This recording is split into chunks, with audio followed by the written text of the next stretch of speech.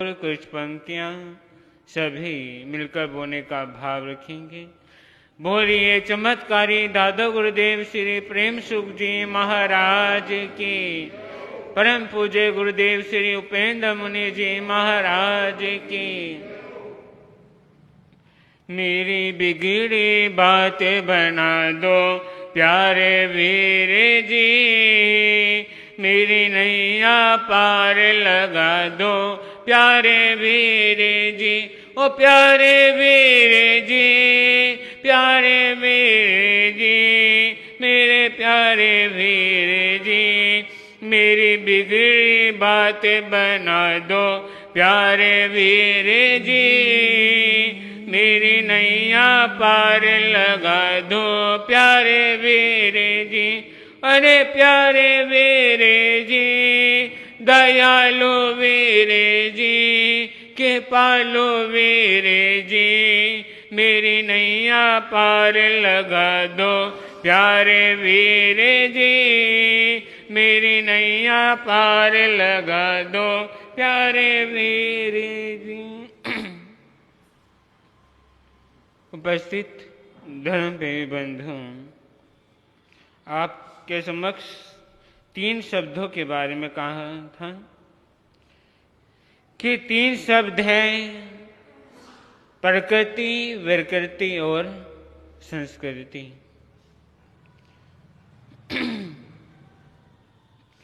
कहते हैं प्रकृति का जो स्वभाव है वह किसी से कोई मतलब नहीं, केवल अपने से मतलब उसको अपने तक सीमित रहता है। लेकिन जिसकी अंदर विकृति आ जाती है वह मतलबी होता है। यानी उसके अंदर ईर्ष्या की भावना है, उसके अंदर मान की भावना है, उसके अंदर क्रोध की भावना है, उसके अंदर अहम की भावना है। और जहां व्यक्ति के अंदर ईर्ष्या की बीमारी आ जाती है, जहां ईर्ष्या की बीज इंसान के बीज अंदर बोझ आ जाता है, वहां उसके पतन का कारण आरंभ हो जाता है।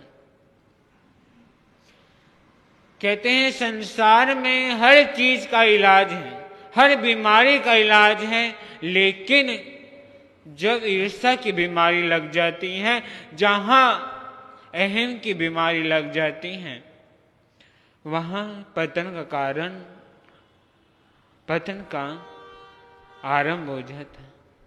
क्योंकि हर बीमारी दिख जाती है। किसी को क्रोध आ रहा है, गुस्सा आ रहा है, वह भी दिखता है। किसके अंदर अहंकार है वह भी दिखाई देता है, जिसके अंदर मान है वह भी दिखाई देता है। लेकिन ईर्ष्या की बीमारी कभी दिखाई नहीं देती। वह इंसान को अंदर ही अंदर जलाई जाती हैं, अग्नि के तरह। जैसे कोई मकान है, कोई बिल्डिंग है, उसको बनाने के बाद आपने उसमें नाली नहीं बनाई, कोई मोरी नहीं बनाई, तो पानी को निकलने के लिए कहीं ना कहीं से तो रास्ता चाहिए। वह पानी दीवारों से होकर चाहे कहीं ना कहीं से तो बाहर आकर निकलता है, और उसी प्रकार वह पूरी बिल्डिंग को क्या कर देता है, खराब कर देता है, उसको बर्बाद कर देता है। और बर्बाद करने के बाद पूरी बिल्डिंग तबाह हो जाती है। उसी तरह इंसान जब ईर्ष्या की बीमारी अंदर भीतर चली जाती है, ईर्ष्या की बीमारी लग जाती है, वह इंसान को अंदर ही अंदर खाती चली जाती है। इंसान तो खत्म होता ही है और साथ में उसका पतन भी होता ही है। कहते हैं एक व्यक्ति ने अपने घर के बाहर पेड़ लगाया। जब पेड़ बढ़ने के बाद उसकी जो शाखाएं थी, टहनी थी, पड़ोसी के तक जाने लगी। जब पड़ोसी तक जाने लगी उसको बर्दाश्त नहीं हुआ, क्योंकि उसकी छाया में उसकी टहनियों से क्या लाभ कौन ले रहे थे, पड़ोसी भी ले रहे थे। और उसको बात बर्दाश्त नहीं हुई कि पेड़ मैंने लगाया, मेहनत मेरी, बीज मेरा, हर चीज मेरी है, लेकिन लाभ कौन ले रहा है? पड़ोसी ले रहे हैं। ऐसे कैसे हो सकता?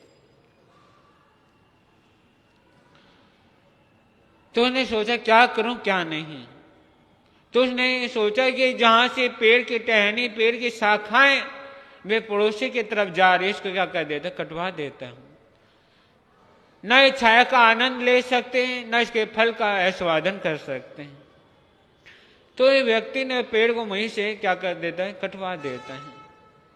और बड़ा आनंद आने लगा कि मैंने वहां से पेड़ को क्या कर दिया, वहां से शाखा को कटवा दिया, वहां से टहनियों को कटवा दिया। अब पेड़ क्या लगने लगा? बदसूरत लगने लगा।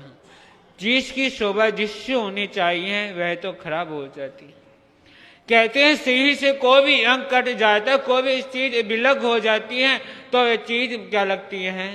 भद्दी लगती है, बुरी लगती है। क्योंकि उस व्यक्ति के अंदर क्या आ गई थी? ईर्ष्या की बीमारी आ गई। विकृति थी ईर्ष्या की। मतलब था अपने कि जो अगर मैं सुखी हूं, अगर मैं दुखी हूं तो मेरा पड़ोसी सुखी कैसे है?